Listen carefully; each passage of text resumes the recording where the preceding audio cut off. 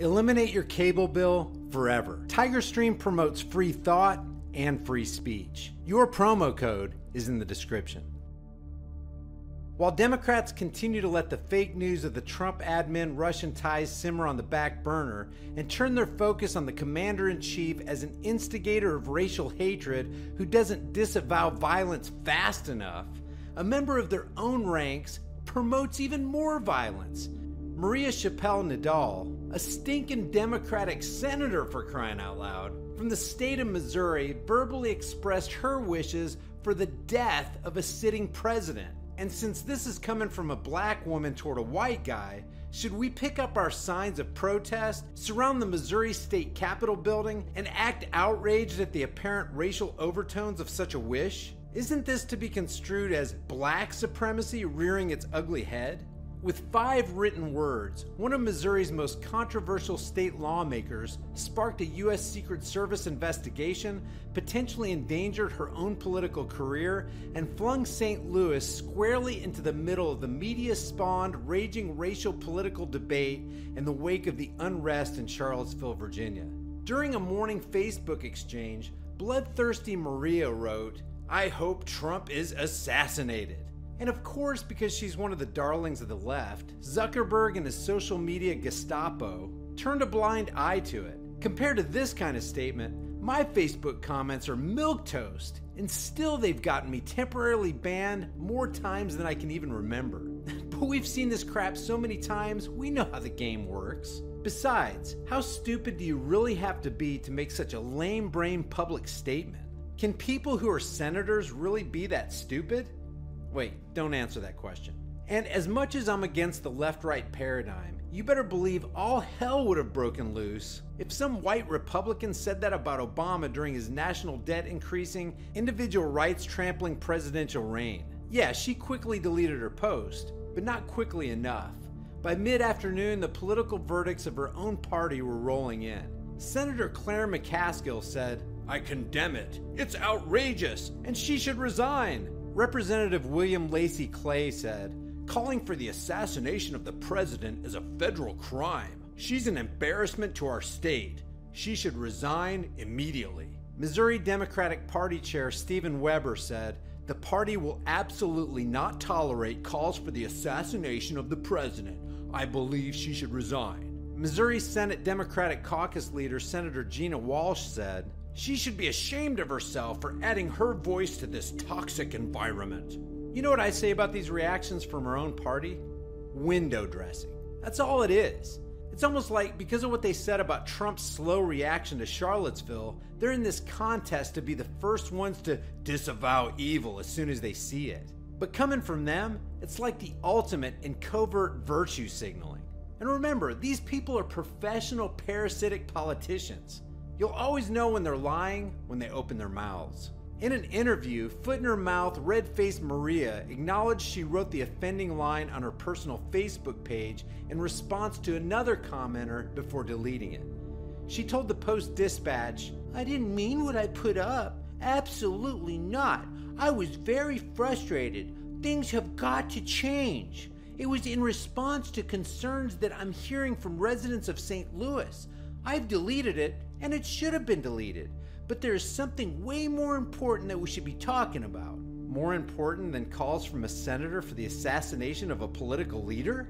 Way to deflect, Maria. You guys and your media counterparts are the ones who want to keep stirring up and talking about violence. But thanks for letting us know how you really feel. At least you were being honest when you said it. Now that you've been caught and are under Secret Service investigation, of course you feel compelled to lie and say you didn't mean it. That's what politicians do. So her comrades in arms call for murderous Maria's resignation.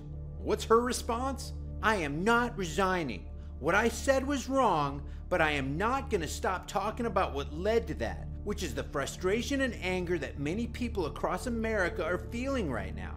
Her excuse for publicizing such an immoral wish on social media, she says, stemmed from the fallout of what happened in the aftermath of Charlottesville. She said, "There are people who are afraid of white supremacists. There are people who are having nightmares. There are people who are afraid of going out in the streets. It's worse than even Ferguson." And your solution to all that fear, all those nightmares, and all that mayhem is your desire that someone murder a white guy who happens to be the president? If there's a cure for leftism, I hope somebody finds it quick, because the bases are loaded and it's the bottom of the ninth. Now, in an amazing twist of irony, the Reverend Al Sharpton, the outspoken, six-figure, hypocritical, tax-evading poster child for the left, finally found something that he doesn't want the government to pay for. Check this out. Thomas Jefferson had slaves. Yeah, I read it. Had slaves, and children with the slaves. Exactly. And it does matter. So therefore, should they take down the Jefferson I think Memorial? that this is personal. This is not some kind of removed discussion from us. Our families were victims of this. Certainly they ought to be removed. Therefore, everybody associated with slavery in terms of any public monument to them. When you look at the fact that public monuments are supported by public funds, you're asking me to subsidize the insult of my family. Thomas Jefferson had slaves. And I would repeat that the public should not be paying to uphold somebody who has had that kind of background. So, based on Sharpton's keen logic, we should remove every statue of Martin Luther King Jr. After all, as leftists hail him as one of the most influential civil rights leaders of all time, and as irony would have it, he saw homosexuality as a mental problem that had a solution. In a 1958 advice column in Ebony magazine written by King, a young gay guy wrote this: "My problem is different from the ones most people have. I'm a boy, but I feel about boys the way I ought to feel about girls. I don't want my parents to know about me. What can I do? Is there any place where I can go for help?" This was Martin Luther King Jr.'s answer. Your problem is not at all an uncommon one.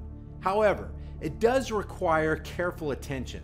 The type of feeling that you have toward boys is probably not an innate tendency, but something that has been culturally acquired. Your reasons for adopting this habit have now been consciously suppressed or unconsciously repressed. Therefore, it is necessary to deal with this problem by getting back to some of the experiences and circumstances that led to the habit. In order to do this, I would suggest that you see a good psychiatrist who can assist you in bringing to the forefront of conscience all those experiences and circumstances that led to the habit. You are already on the right road toward a solution, since you honestly recognize the problem and have a desire to solve it. Without taking anything out of context, King calls homosexuality a problem that was probably culturally acquired. He said that it's necessary to deal with this problem and that he can start by going to a psychiatrist. Basically, he's telling the guy that he's mentally ill and needs to come under the care of a shrink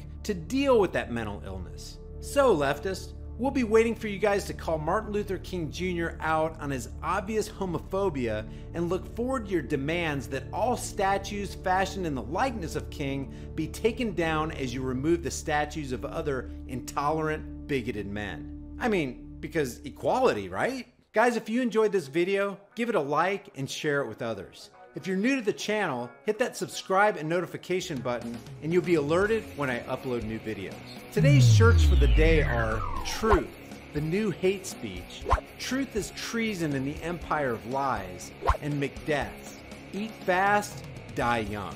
Your $5 off promo code is in a link in the description for you for every shirt in the store. Don't forget to leave your thoughts for the world and the Google Thought Police in the comments section below. I'll see you guys in the next video.